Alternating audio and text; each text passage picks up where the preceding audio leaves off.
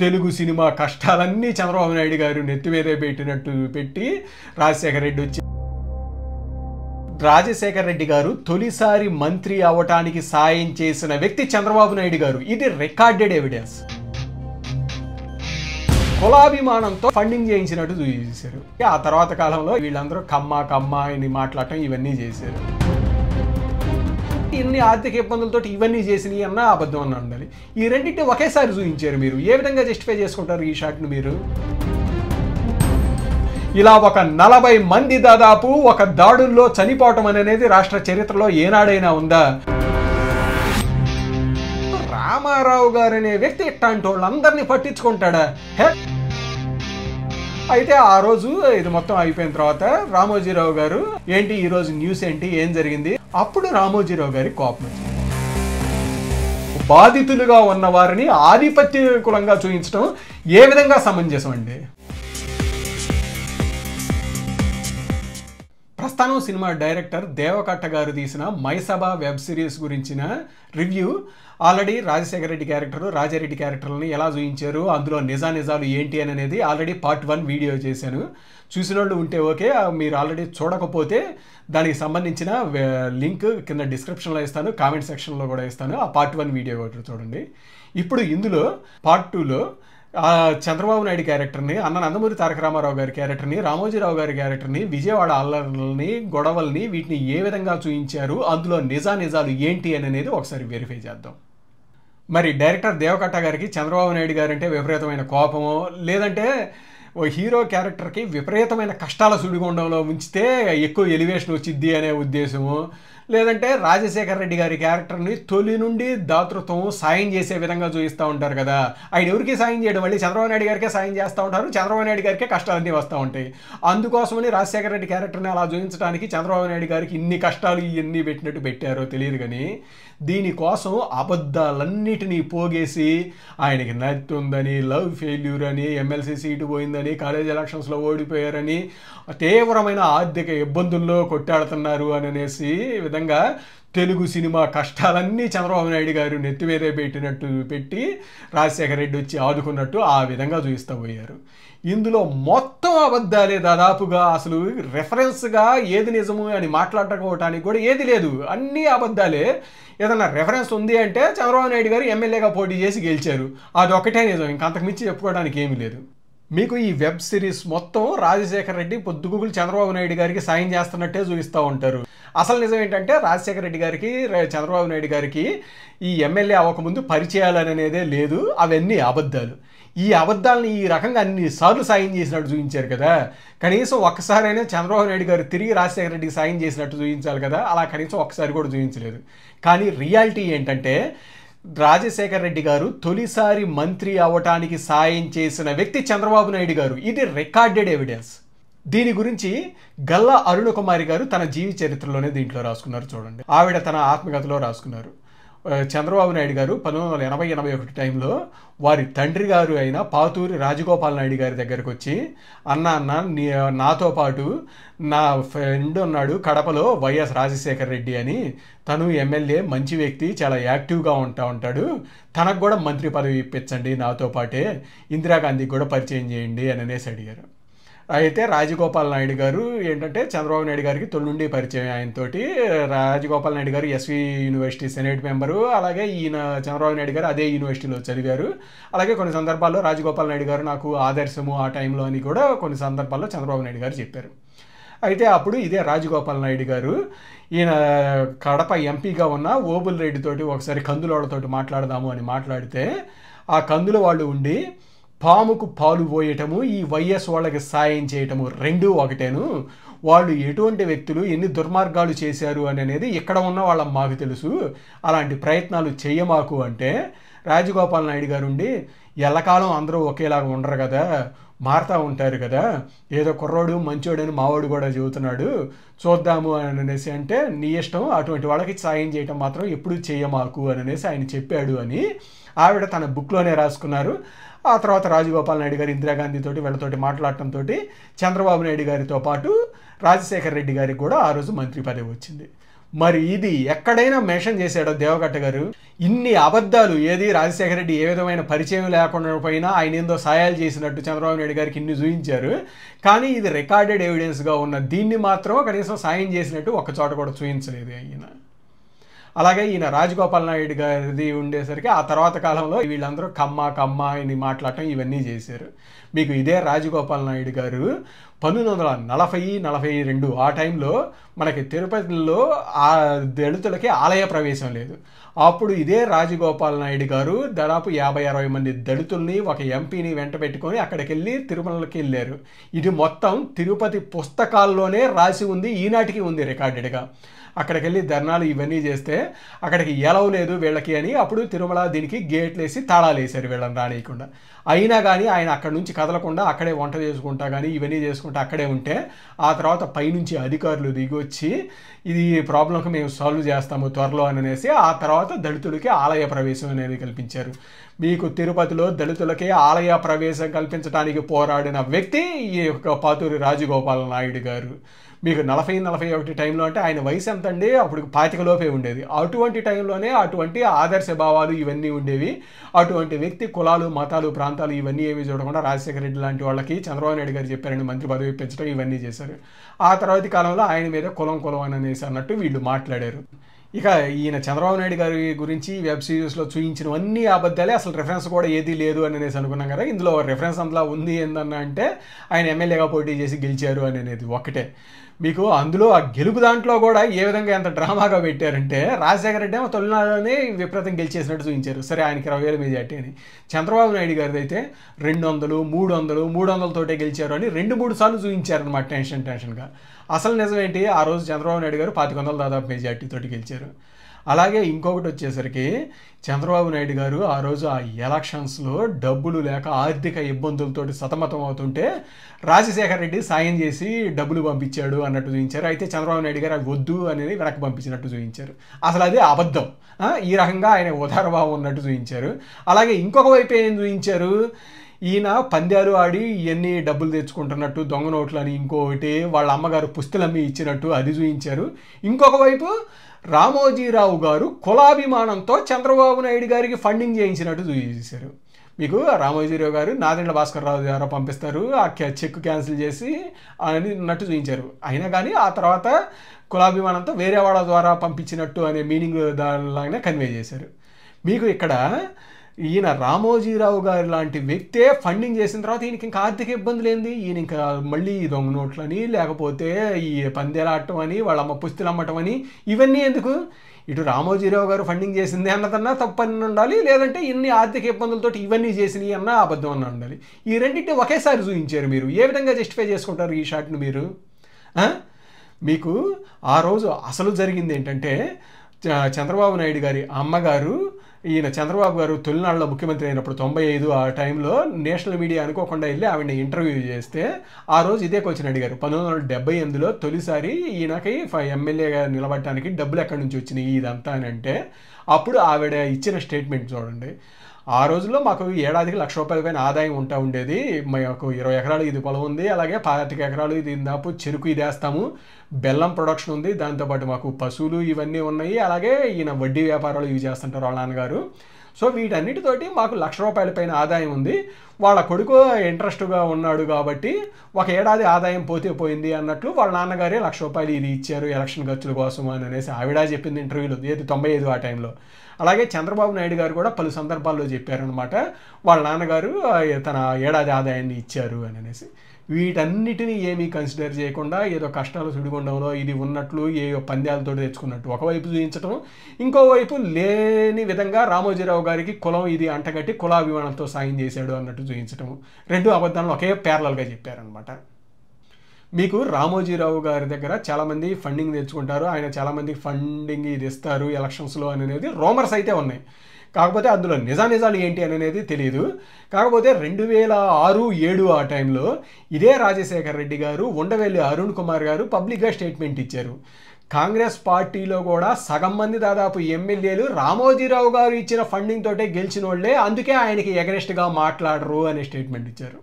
So ఈ statements నిజము అనుకుంటే వీటిని బట్టి చూస్తే రామోజీరావు గారు కుల మత ప్రాంత పార్టీలకు అతీతంగా ఆయన కొంతమందికి ఫండింగ్ ఇది చేశారు ఆయన అడిగిన వాళ్ళకి అనేది అర్థమవుతూ ఉంటుంది. అలాంటప్పుడు ఆయన కులాభిమానంతో చంద్రబాబు నాయుడు గారికి చేసినట్టు ఏ విధంగా చేస్తారు? అసలు చంద్రబాబు నాయుడు గారికి ఆయన ఫండింగ్ చేయడం అనేది జరగలేదు ఆ ఎలక్షన్స్లో.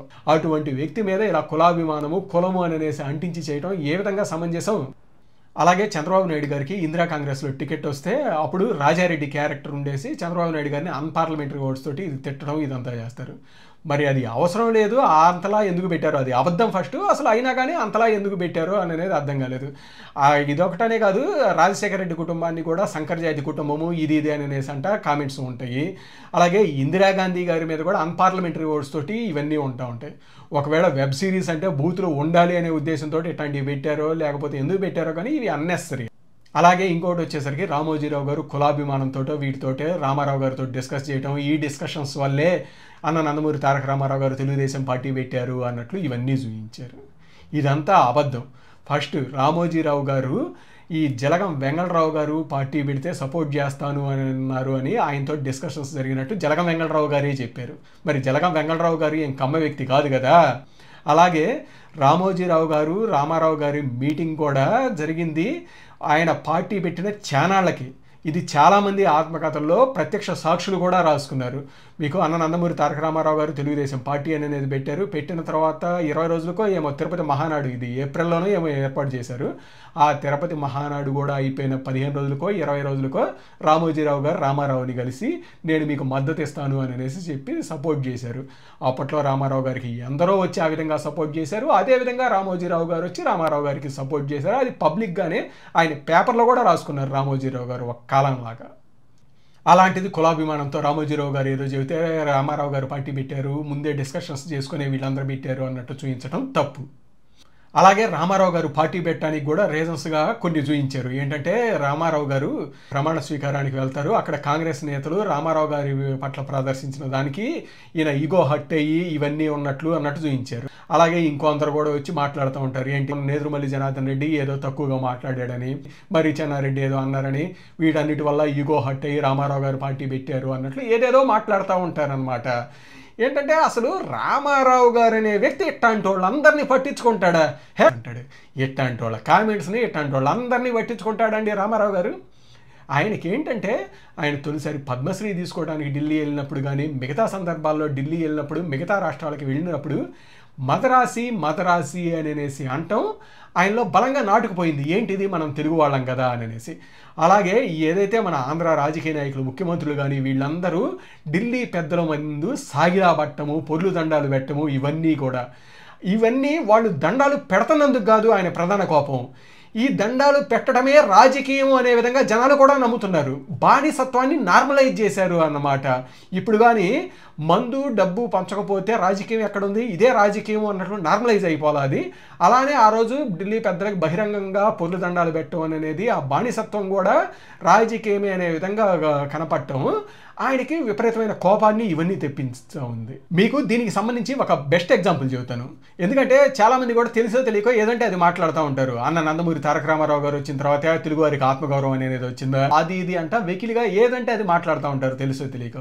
మీకు అందుకే దీనికి సంబంధించి ఒక బెస్ట్ ఎగ్జాంపుల్ అందరికీ తెలిసిందే కదా, రాజీవ్ గాంధీ గారు టీఎన్జే గారిది ఎయిర్పోర్ట్లో జరిగిన ఎపిసోడ్.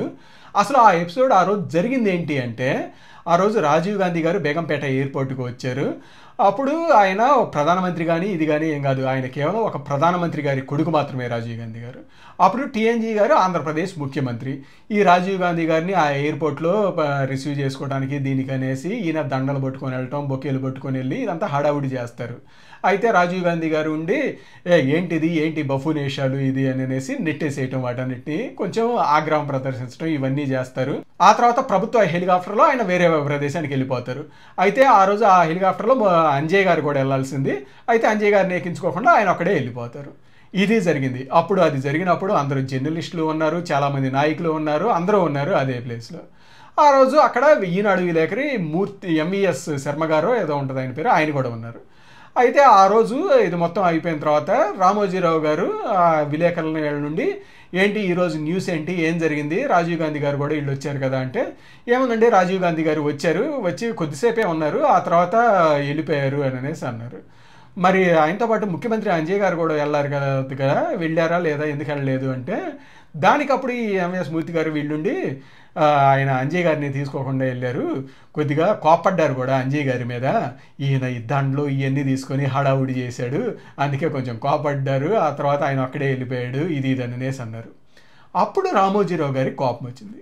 ఏంటంటే రాజీవ్ గాంధీ గారు మన ముఖ్యమంత్రిని అలా చేసినందుకు ఆ విషయం మీద అని కాదు, అసలు అలా చేస్తే ఒక ముఖ్యమంత్రిని పబ్లిక్గా ఈ విలేకరులు కానీ మనోళ్ళు కానీ అది ఒక పెద్ద విషయం కాదు అన్నట్టు చాలా నవ్వుతా చెబుతా ఉన్నారు. అంటే ఢిల్లీ పెద్దలు మన ముఖ్యమంత్రిని కానీ వీళ్ళని ఆ రకంగా ఏదన్నా పబ్లిక్గా అంటాం కానీ చాలా చిన్న విషయము, వాళ్ళు అనేవాళ్ళు మనం పనేవాళ్ళము అని విలేకరుల స్థాయిలో కూడా వీళ్ళు ఇలా అనుకుంటున్నారు. బానిసత్వాన్ని నార్మలైజ్ చేయటం ఏంటి అనేది ఆయన కోపం వచ్చి అప్పుడే అక్కడే ఉన్న ఆ ఇన్సిడెంట్లో జరిగిన ఫోటోలన్నింటినీ పక్కన పెట్టేసి రాజీవ్ గాంధీ గారు అంజయ్ ఎపిసోడ్ ఫోటోలు ఉంటాయి కదా వాటన్నిటిని పక్కన పెట్టేసి, చూడండి ఇంత జరిగినా కానీ మీకు ఏ విధంగానూ అనిపించట్లేదా అనేసి అడిగినప్పుడు అప్పుడు ఆ మూర్తి గారు దానికి సంబంధించిన ఆర్టికల్ రాశారు. దానికి హెడ్లైన్స్ ఇవన్నీ పెట్టింది రామోజీరావు గారే, ఇందిరా కుమారుడి ఇది అనేసి ఆ ఫోటోలు మొత్తాన్ని పేర్చి హెడ్లైన్ వేశారు ఈనాడులో. అది సెన్సేషన్ అయింది ఆ రోజు. మీకు ఆ తర్వాత దాని మీద కాంగ్రెస్ వాళ్ళు కవర్ చేసుకోవడానికి చెప్పింది ఏంటంటే రాజీవ్ గాంధీ గారు ఆ రోజు వేరే పర్సనల్ దీని మీద వచ్చారు, దానికి ముఖ్యమంత్రి గారు వెళ్ళేసి ఇవన్నీ చేయటం కానీ అది మంచి పద్ధతి కాదు అని వారించడానికి అలా చెప్పారు, దాన్ని తప్పుగా తీసుకోకూడదు అన్నట్లు కవర్ చేసుకోవడానికి చెప్పారు. అయితే ఏంటి, సరే ఆయన వ్యక్తిగత దాని మీదే వచ్చారు, ఆయనకి ఏ హోదా లేదు, అయినా కానీ ముఖ్యమంత్రి గారు అలా వెళ్ళి చేయటము తప్పు అనేసి అనుకుంది. అయినా కానీ ఆ రకంగా ఒక ముఖ్యమంత్రిని పట్టుకొని పబ్లిక్గా నెట్టేసేయటం ఇవన్నీ చేస్తారా? ఏది మహారాష్ట్ర ముఖ్యమంత్రిని అలా చేయగలుగుతారా, తమిళనాడు ముఖ్యమంత్రిని అలా చేయగలుగుతారా? కేవలం తెలుగు వాళ్ళు అంటే లెక్కలేని తనంతోటే కదా ఇలా చేసింది అనేది ఆ రోజు అందరికీ అర్థమైపోయింది. ఆ విధంగా అన్నమాట ఆ రకంగా ముఖ్యమంత్రులను మార్చటము ఇవన్నీ చేయటము, బానిసత్వం కూడా నార్మలైజ్ అవటాన్ని దాన్ని కోపంతో తెలుగు ఆత్మగౌరవం అనేది పెట్టేసి ఇలా చేశారు. సో ఇదన్నమాట. అంతేగాని తెలుగు ఆత్మగౌరవం అని అన్నగారు చెప్పకముందు పంచి కట్టుకోలేదా ఎవరు, ఇది కట్టుకోలేదా, ఇది కాదు, జనాల ఆలోచన విధాన్నే మారటం అన్నమాట. ఏది ఢిల్లీ పెద్దలు తిడితే పట్టము అనేది మన బాధ్యత, వాళ్ళు తిట్టడం వాళ్ళ హక్కు, వాళ్ళ పొల్లు దండాలు పెట్టడమే మన బాధ్యత. ఇది అనేది నార్మలైజ్గా కనపడుతున్న టైంలో, నార్మలైజ్గా అందరూ చూస్తున్న టైంలో ఈయన ఉండేసి కాదు మనకంటూ హక్కులు ఉన్నాయి, మనకంటూ ఇవి ఉన్నవి, ఇది కాదు పద్ధతి అనేసి ఈ విధమైన థాట్ ప్రాసెస్ని ఇది చేయటమే, ఇది రేకెత్తించారు. అందుకు అనేది చెప్పేది తెలుగు ఆత్మగౌరవం ఇది అనేసి. ఇక నెక్స్ట్ ఇందులో విజయవాడ గొడవల గురించి కూడా చూపిస్తా. కులం అనేసి మాట్లాడారు, చౌదరి అనేసి కమ్మ కాపు మధ్య ఇది ఉన్నట్టు, కమ్మ వాళ్ళు ఆధిపత్య కులం అన్నట్లు ఈ విధంగా చూపించారు. మీకు ఫస్ట్ చలసాని వెంకటరత్నాన్ని వంగవీటి రాధా చంపటము ఆధిపత్య కులం అనేది చంపారు అనే విధంగా ఇలా చూపించడం చేశారు. మీకు అసలు చలసాని వెంకటరత్నం వంగవీటి రాధా టైంలో అసలు ఈ కమ్మ కాపు అనే ఈ గోల కానీ ఈ మాటలు కానీ కులం అనేది కానీ ఎప్పుడైనా ఉందా? మీకు అలా అనుకుంటే ఆ రోజు వంగవీటి రాధా పక్కన ఉంది ఎవరు? దేవినేని నెహ్రూ, దేవినేని గాంధీ, వీరు కమ్మ వ్యక్తులే కదా. మరి కమ్మ వ్యక్తులు అయ్యుండి కాపు వ్యక్తి పక్కన ఎందుకున్నారు? ఆపోనెంట్ అయిన చలసాని వెంకటరత్నం కమ్మ వ్యక్తి పక్కన ఎందుకు లేరు? అలా కమ్మ కాపు అనేది అప్పుడు ఉన్నట్లయితే. అలాగే ఆ తర్వాత కాలంలో ఇదే వంగవీటి రాధా కూడా హత్య చేయబడతారు కదా, చలసాని వర్గీయులే హత్య చేశారు అని అంటారు కదా. మరి ఆ రోజు వంగవీటి రాధా తరపున కోర్టులో వాదించింది ఎవరు? నాదెండ్ల భాస్కర్ రావు, ఆయన కమ్మ వ్యక్తే కదా. అలాగే ఆ రోజు వంగవీటి రాధా తరపున కోర్టులో సాక్ష్యం చెప్పడానికి ఎవరు ముందుకు రాకపోతే ఆ రోజు సాక్ష్యం చెప్పింది ఒకే ఒక వ్యక్తి కదా, ఎవరు? దేవినేని నెహ్రూ. అతను వచ్చి సాక్ష్యం చెబితేనే ఆ తర్వాత రాధా కేసులో ఉన్న వాళ్ళందరికీ శిక్షలు పడ్డాయి. మరి అదే దేవినేని నెహ్రూ కూడా కమ్మ వ్యక్తే కదా. ఆ రోజుల్లో ఎక్కడన్నా కమ్మ కాపు అనే కులం ఇదంతా ఉందా? ఈ కమ్మ కాపు అని కానీ కుల విద్వేషాలు అని కానీ ఇవన్నీ వచ్చింది ఎప్పుడు? వంగవీటి రంగా హత్య జరిగిన తర్వాత జరిగిన అల్లర్ల టైంలో. ఏది రంగా హత్య జరిగే ముందు జరిగే టైంలో, ఆ టైంలో కూడా కాదు, రంగా హత్య జరిగిన తర్వాత అల్లర్ల టైంలో కొందరు రాజకీయ నాయకులు తమ స్వార్థ రాజకీయ ప్రయోజనాల కోసం రాజేసిన కుల చిచ్చు అక్కడ. దాంట్లో ఆ రోజు దాదాపుగా కమ్మ వ్యక్తులనే టార్గెట్ చేసేసి కమ్మవారి ఆస్తులనే టార్గెట్ చేసి ఇది విధ్వంసం చేస్తే 100 కోట్ల పైన ఆస్తి నష్టం ఆనాడే జరిగింది. దాదాపుగా 40 మంది ఆ రోజు చనిపోయారు. మీకు రాష్ట్రంలో ఏ కులం మీదైనా దాడులు చేయటం టార్గెటెడ్గా అనేది అన్యాయమైన విషయమే కదా. ఇలా ఒక 40 మంది దాదాపు ఒక దాడుల్లో చనిపోవటం అనేది రాష్ట్ర చరిత్రలో ఏనాడైనా ఉందా? మరి అటువంటి దాని మీద ఏనాడైనా సానుభూతితరంగా ఏనాడైనా మాట్లాడారా, సానుభూతితరంగా చూయించారా? అవన్నీ చూయించకపోగా ఆ కులం వారిని ఆధిపత్య కులంగా చూయించడం అనేది ఏ విధంగా కరెక్ట్? మీకు వంగవీటి రంగా హత్యలో ఎవరైనా కమ్మ వ్యక్తులు పాల్గొని ఉంటే వారి మీద చేయాలి, అంతేగాని ఎవరో తెలియని వాళ్ళని ఒక కులం వాళ్ళని టార్గెట్ చేసి స్పెసిఫిక్గా రాజకీయ ప్రయోజనాల కోసం ఇలా చేయటం ఏ విధంగా కరెక్ట్? మీకు దానికి 5-6 నెలల ముందే, రంగా హత్యకి 5-6 నెలల ముందే దేవినేని మురళి హత్య కూడా జరిగింది కదా. దేవినేని మురళి ఎవరు? దేవినేని నెహ్రూ తెలుగుదేశం ఎమ్మెల్యే, ఆయన తమ్ముడే కదా. ఆ రోజుల్లో ఏంటంటే టెక్నాలజీ ఇవన్నీ లేవు, గ్లోబలైజేషన్ లేదు, లా అండ్ ఆర్డర్ చాలా అంత స్ట్రిక్ట్గా ఉండేది కాదు. దీనివల్ల దాంతో గ్యాంగ్ వార్లు ఇవన్నీ కూడా ఎక్కువగా ఉండటంతో ఇలాంటి హత్యలు ఇలాంటివి జరుగుతూ ఉండేవి. మీకు అప్పుడనే కాదు, ఆ తర్వాత కాంగ్రెస్ హయాంలో కూడా 1991 ఆ టైంలోనే అనుకుంటా గొట్టిపాటి కిషోర్ని హత్య చేశారు. గొట్టిపాటి కిషోరు ఆయన 4 స్నేహితుల్ని చంపేసి బుల్లెట్లతోటి సహా బూడ్చిపెట్టారు. అది కూడా సెన్సేషన్ అయింది ఆ మర్డరు. గొట్టిపాటి కిషోర్ అంటే నేడు మంత్రిగా ఉన్నారు కదా గొట్టిపాటి రవికుమార్ గారు, వాళ్ళ అన్నయ్యే. ఆయన పెదనాన్న కొడుకు అనమాట. ఆయన పెదనాన్న ఎవరు? గొట్టిపాటి హనుమంతరావు గారు. గొట్టిపాటి హనుమంతరావు గారు ఆయన అప్పటికే సమితి ప్రెసిడెంట్గా చేశారు, ఎమ్మెల్యేగా చేశారు, ఆ తర్వాత కాలంలో మంత్రిగా చేశారు. ఆ గొట్టిపాటి హనుమంతరావు గారి కొడుకే గొట్టిపాటి కిషోర్. ఆ హనుమంతరావు గారి రాజకీయ వారసుడు తొలుత ఈ గొట్టిపాటి కిషోర్ గారే. అలాగే ఈరోజు చాలా గ్రానైట్ బిజినెస్లు ఇవన్నీ ఉన్నాయి కదా రవికుమార్ గారికి కానీ గొట్టిపాటి ఫ్యామిలీకి, అవన్నీ కూడా చాలా వరకు కిషోర్ గ్రానైట్స్ అనే పేరుతోటే ఉంటాయి. అవన్నీ అప్పట్లో ఆయన ఎస్టాబ్లిష్ చేసినవే. అలాంటి వారిని ఆ రోజు అక్కడ ఆయన స్నేహితులతో సహా చంపేసి బైకులతో సహా బూడ్చిపెట్టారు. అది సెన్సేషన్ అయింది. మరి అది ఎలా జరిగింది? ఆ మర్డర్ ఎలా చేశారు? ఎవరు చేశారు? ఏంటంటే ఆ కాలంలో ఆ 80s 90sలో ఈ టెక్నాలజీ ఇవన్నీ లేకపోవటము, గ్లోబలైజేషన్ ఇవన్నీ లేకపోవటము, గ్యాంగ్ వార్స్ ఇవన్నీ ఎక్కువగా ఉండటము, లా అండ్ ఆర్డర్ అంత ఇదిగా లేకపోవడంతో ఇలాంటి హత్యలు ఇవన్నీ జరిగినాయి. ఆ తర్వాత 95, 99 తర్వాత ఏంటంటే టెక్నాలజీ ఇవన్నీ అభివృద్ధి చెందుతూ ఉండటము, లా అండ్ ఆర్డర్ కూడా చాలా స్ట్రిక్ట్గా ఉండటంతో చాలా వరకు తగ్గుతూ వచ్చినాయి అనమాట ఆ తర్వాతి కాలంలో. అలాంటి టైంలో జరిగిన వంగవీటి రంగా హత్య దానికి ఒక రాజకీయ ప్రయోజనాల కోసం ఒక రాజకీయ పార్టీ వాళ్ళు వచ్చి ఒక కులం మీద విష ప్రచారాలు ఇది చేస్తా ఒక కులం టార్గెట్గా జరిపిన దాడుల్లో దాదాపుగా 40 మంది చనిపోయారు, 100 కోట్ల ఆస్తి నష్టము. అలా జరిగిన దానికి వారి పట్ల సానుభూతిగానో దీనిగా మాట్లాడకపోగా వారిని ఒక ఆధిపత్య కులంగా, బాధితులుగా ఉన్న వారిని ఆధిపత్య కులంగా చూపించడం ఏ విధంగా సమంజసం అండి? మీరు అన్నట్లు అది ఆధిపత్య ప్రాంతము లేకపోతే ఆధిపత్య కులం ఉన్న ప్రాంతము అలాంటిదే అనుకుంటే, ఈరోజు చూసుకున్న విజయవాడ ఎంపీగా ఇప్పటిదాకా 18 సార్లు ఎలక్షన్స్ జరిగితే అందులో 6 నుంచి 8 సార్లు వేరే కులం వాళ్ళే గెలిచారు, మిగతా సార్లు మాత్రమే కమ్మ కులస్తులు. అదే కడప ఎంపీగా చూసుకుంటే 19 సార్లు ఎలక్షన్స్ జరిగితే 19 సార్లు రెడ్డి కులస్తులే అక్కడ ఎంపీగా అయ్యారు. కాకినాడ తీసుకున్న 18 సార్లు ఎలక్షన్స్ జరిగితే 4 నుంచి 5 సార్లు మాత్రమే వేరే కులస్తులు, మిగతా అన్ని సార్లు కాపు కులస్తులు ఎంపీగా అయ్యారు. తెలంగాణ నల్గొండ తీసుకున్న 18 సార్లు ఎలక్షన్స్ జరిగితే 4 నుంచి 5 సార్లు వేరే కులస్తులు, మిగతా సార్లు రెడ్డి కులస్తులు అయ్యారు. ఇక్కడ ఆధిపత్యము అనేసి అంటే ఏ ప్రాంతంలో ఉన్నట్టు, ఎక్కడ ఉన్నట్టు, ఏ కులంలో ఉన్నట్లు? మీరు అన్నట్లు అది ఆధిపత్య ప్రాంతము, ఇది అయితే వేరే కులం వాళ్ళు ఇక్కడ ఎందుకు గెలిచారు, మిగతా చోట్ల వేరే కులం వాళ్ళు కాకుండా ఒకే కులం వాళ్ళే ఎట్లా గెలుస్తూ ఉన్నారు? విజయవాడలో మీకు ఆంధ్రప్రదేశ్లో తొలి దళిత మహానాడు జరిగింది ఇదే విజయవాడలో. కాబట్టి చాలా చైతన్యవంతమైన ప్రాంతము. ఇటువంటి దానికి వచ్చేసరికి బాధిత వర్గాన్ని ఆధిపత్య వర్గంగా చూయిస్తా, లేనిపోని వాటిని చూపించడం, చరిత్రను వక్రీకరించి చూపించడం సమంజసం కాదు.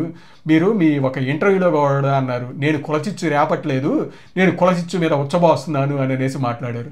మీరు అది కాదండి చేసింది. ఏంటంటే చరిత్రను వక్రీకరించడము. అలాగే ఈ రోజుల్లో ఏంటంటే ఆ కులము ఇదంతా ఏమీ లేదు, అప్పట్లో జరిగింది ఏదో జరిగిపోయింది, తప్పో ఒప్పో ఆ పాత జ్ఞాపకాలన్నింటినీ మర్చిపోయి అందరూ నార్మల్గా ఉంటే ఇప్పుడు ఏమీ లేని చోట ఇలాంటి కులచిచ్చు లాంటిది అని పెట్టేసి పెట్రోల్ లాంటిది పోసి చేస్తున్నారు. మీలాంటి పెద్ద డైరెక్టర్లు ఇలాంటివి చేయటం సమంజసం కాదు. అది కూడా అబద్ధాలని కులాల మధ్య వీటిగా చూపించడం అనేది కరెక్ట్ కాదు.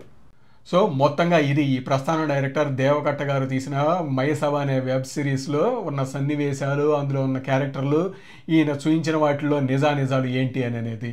ఈయన ఒకవేళ కడప ప్రాంతానికి చెందిన వ్యక్తి కాబట్టి, వారి ప్రాంతం నేత రాజశేఖర రెడ్డి గారు ముఖ్యమంత్రి అయ్యారు కాబట్టి ఆ అభిమానంతో అలా చూపించాలనే ఉద్దేశంతో ఎలా చేశారో, లేకపోతే ప్రాపర్ రీసెర్చ్ చేయకుండా ఎలా చేశారో కానీ దేవకట్ట గారు ఇలా పూర్తిగా చరిత్రని వక్రీకరించి ఈ విధంగా తీయటం ఇలాంటి పెద్ద డైరెక్టర్లకి సమంజసం కాదు. ఇందులో ఉన్న తప్పుల్ని వీటన్నిటిని అడ్మిట్ చేయండి. అలాగే నెక్స్ట్ కూడా ప్రాపర్ కేర్ తీసుకోండి, ప్రాపర్ రీసెర్చ్ చేసి తీయండి ఏదన్నా చరిత్రకు సంబంధించినవి తీసేటట్టయితే. థ్యాంక్ యూ అండి.